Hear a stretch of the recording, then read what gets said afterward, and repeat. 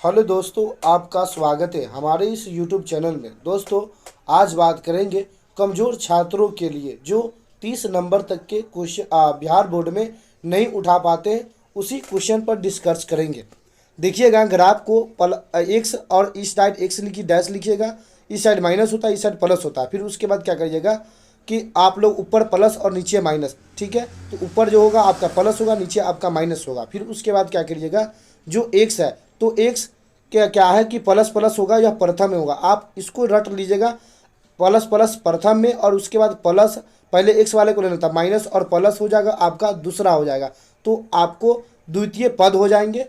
फिर उसके बाद क्या होगा कि माइनस है और एक वाई वाला भी माइनस है, तो आपका जो हो जाएगा वह तृतीय पद होगा। तो ये भी आपको याद कर लेना है, द्वितीय पद हो गया या प्रथम पद हो गया।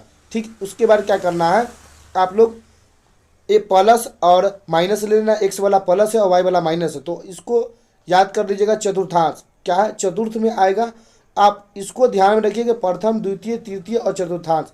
अब क्वेश्चन पर चलते, क्वेश्चन आपको कैसे पूछेगा, -3 और -2 और -2 यह कौन से स्थान में। तो माइनस माइनस को ध्यान में रखिएगा, बाकी सब अंक को ध्यान में नहीं रखिएगा। तो माइनस माइनस आपका तृतीय होगा, तृतीय लिख दिए। फिर उसके बाद क्या है, माइनस प्लस, माइनस प्लस, पहले माइनस है और उसके बाद प्लस है, तो देखिएगा द्वितीय में लिखा हुआ, तो इसीलिए जो आपका राइट आंसर होगा वह द्वितीय आंसर होगा। फिर उसके बाद क्या है कि 2 और 8 है, इसमें कोई चीज़ नहीं दिया गया, किसी भी अंक के आगे वह प्लस छुपा रहता है, इसीलिए आपका जो राइट आंसर होगा वह प्रथम होगा। आप लोग अंक को देखिएगा ही नहीं, सिर्फ प्लस माइनस को देखिएगा, आपको खुद समझ में आ जाएगा, आप लोग टिक लीजिएगा। ठीक है, यह 1 नंबर तक पूछते हैं। आगे चलते हैं। निम्न में से लिखा हुआ है कि निम्न में से किसी किसी निम्न में से किसी घटना की पारिकता होती है, नहीं होती है और होती है कि डिफिनीशन बताना है, यह क्वेश्चन पूछते हैं। तो आपको ध्यान है कि घटना की पारिकता नहीं होती है, तो दोस्तों यह ध्यान में रखना है कि घटना की जो पारिकता नहीं होती है वह परसेंट में कभी नहीं होती है। उसके बाद क्या होता है कि माइनस में कभी कितना भी अंक हो, माइनस में भी नहीं होता। और यह ध्यान में रखना है कि 1 पॉइंट से आधे ज़्यादा, मतलब कि 1.2 हो गया, 1.3 हो गया। घटना की जो पारिकता होता है 1 पॉइंट आगे से नहीं होता, 0.9 से नीचे ही होता है, तो यह ध्यान में रख लेना है। फिर उसके बाद क्या, निम्न में से कौन से घटना की पारिकता है, तो घटना की पारिकता 0.1 से लेकर 0.9 के बीच में होनी चाहिए। ठीक है, यह ध्यान में रखना। और ऑप्शन में आपको दिया जाएगा घटना की पारिकता, वही हिसाब से आप लोग ऑप्शन टारगेट करके लिख दीजिएगा। ठीक है, अगले पर चलते हैं। अगले डिस्कस करते हैं कि अगले, अगर घटना की पारिकता आप लोग अच्छे से इसको याद कर लीजिएगा। घटना की अधिकतम घटना की पारिकता 1 होता है, निश्चित घटना की पारिकता 1 होता है, यह ध्यान में रखना। असंभव घटना की पारिकता 0 होता है, इसको आप लोग याद कर लीजिएगा। फिर दिया गया है परिमेय संख्या, परिमेय संख्या p/q के रूप में है, और अर्थात रूट में होनी चाहिए, और रूट में होनी चाहिए जो स्क्वायर नंबर जिसको वर्ग टूट जाए, जिसको वर्ग स्क्वायर नंबर कहते हैं। जैसे कि 64 है, 64 का रूट टूटेगा तो 8 होगा, 36 से 6 का होगा।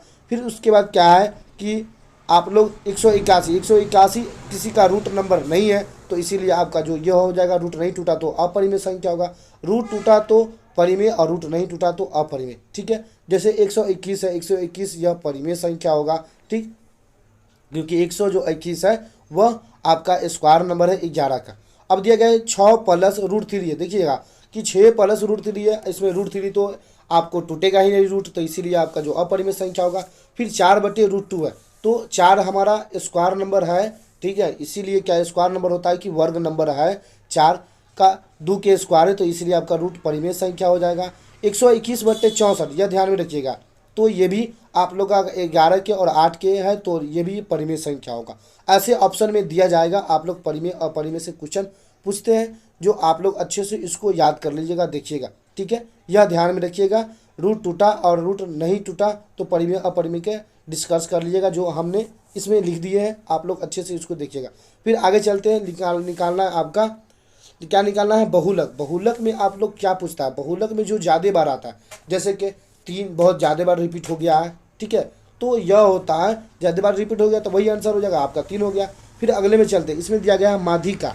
माध्यिका निकालने की तरीका, माध्यिका निकालने की तरीका कोई भी सारा अंक दिया जाएगा, जैसे कि इसमें दिया गया है 2, 8, 9, 7, 3, 4, 11, तो ऐसे नंबर दिया गया। नंबर देने के बाद सबसे छोटा संख्या, जैसे इसमें से सबसे छोटा कौन है, 2 है, उसके बाद 3 है, उसके बाद 4 है, उसके बाद 7 है, उसके बाद 8 है, 9 है, 11 है। तो ऐसे छांट दीजिएगा। छांट देने के बाद क्या है कि दायां और बायां से बराबर बराबर छांट दीजिएगा। जो बीच में पड़ जाएगा वही आपका माध्यिका आ जाएगा। ठीक है, अगले पर चलते हैं।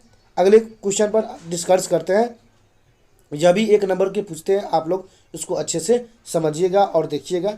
ठीक है, अगले क्वेश्चन पर चलते हैं। जो क्वेश्चन अगला पॉइंट दिया गया है आपका, ठीक है, तो क्या है कि परिमेय, क्या है परिमेय संख्या निकालना है आपका। क्या निकालना है कि परिसर, सॉरी गलती बोला गया, परिसर निकालना है। क्या निकालना है?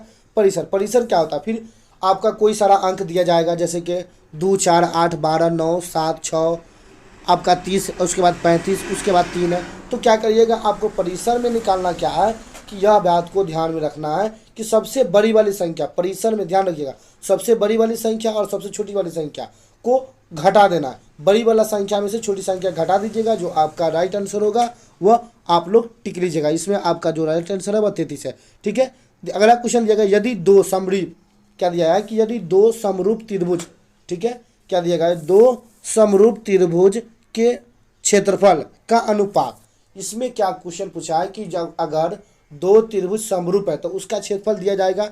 सिर्फ क्षेत्रफल को ध्यान में रखना है। 64 और 121 है।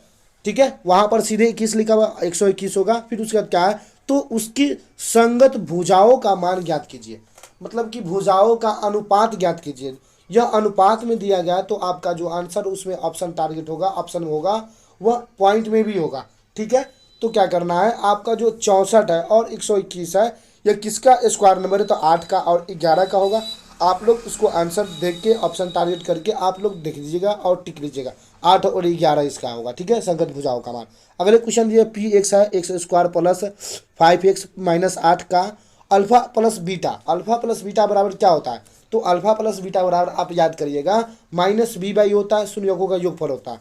तो माइनस बी बाई ए, इस ध्यान में रख लीजिएगा।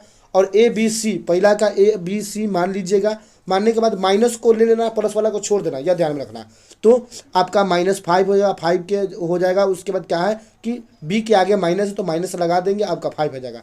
फिर उसके बाद क्या करा कि समीकरण दिया जाएगा दूसरा, दिया जैसे कि दिया गया समीकरण, और कह रहा है कि इसमें अल्फा इंटू मतलब गुना होता है, अल्फा गुने बीटा। जो अल्फा इंटू दिया हुआ है बीटा, उसमें आपका क्या होगा कि उसमें गुना छुपा हुआ है, अल्फा इंटू बीटा। तो अल्फा इंटू बीटा का जो मान होगा, इसको ए बी मानते हैं, तो इसका सी बाई ए आंसर होता है। सी की जगह पर कितना है आपका 16 और ए की जगह पर कितना होता है डाल देना, और 2 8 है 16, आपका जो 8 हो जाएगा। और यह ध्यान में रखना है, आपका माइनस में दिया गया है 16, तो माइनस में लिखेंगे, माइनस में ही 8 आएगा, यह ध्यान में रख लेना। ठीक है, अगले पर चलते, दिया गया है निम्न में से, क्या दिया गया है कि निम्न में से, क्या दिया है कि निम्न में से किसी द्विघात समीकरण का संयोजकों का योग, मतलब कि द्विघात समीकरण में योग और गुणनफल दिए गए। जो योग का मान आपका दिया गया है, इसमें संयोजकों का जो योग होता है द्विघात बहुपद में 3 है, -3 में, और जो गुणनफल है वह आपका क्या हो जाएगा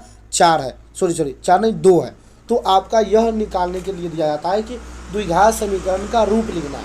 इसमें क्या करना है, द्विघात समीकरण का रूप लिखना, एक्स स्क्वायर माइनस, हमेशा यह याद कर लीजिएगा। ठीक है, उसके बाद क्या है, इसमें योग होगा तो योग अल्फा प्लस बीटा हो जाएगा, गुणनफल अल्फा इंटू बीटा हो जाएगा। यह सूत्र दिया गया है, हिंदी में आप लिख लीजिएगा क्या, एक्स स्क्वायर माइनस योग एक्स जोड़ दीजिएगा, फिर उसके बाद क्या है प्लस डाल के गुणनफल, क्या है पहला में माइनस उसके बाद प्लस होना चाहिए, ध्यान में रखना है। तो 3 माइनस में 3 दिया ऑलरेडी, माइनस माइनस प्लस हो जाएगा, 3x अब प्लस आपका 2 हो जाएगा बराबर 0।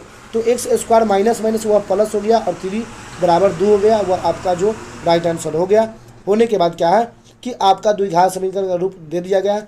यह 10 नंबर को हमने बताया, इसको अच्छे से आप लोग देखिए। 9 एक मरते समझ में आता, 2 मरते 3 मरते वीडियो देखिए, समझिए और बनाइए। दोस्तों मिलते हैं अगले वीडियो के साथ, आप लोग हमसे जुड़े रहिए और चैनल को सब्सक्राइब एवं लाइक कीजिए। मिलते हैं अगले वीडियो में।